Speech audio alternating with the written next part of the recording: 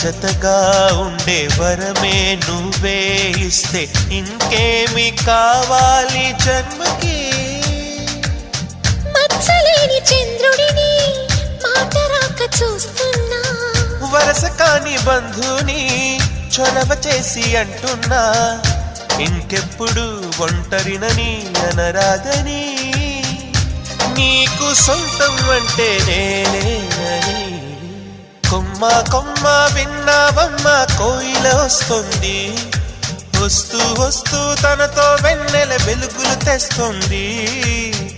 ఏవమ్మ మరుమల్లి తోరణాలు కడతావా, చిలకమ్మ ఎదురేగి స్వాగతాలు చెబుతావా, పూల పొగరిల్లు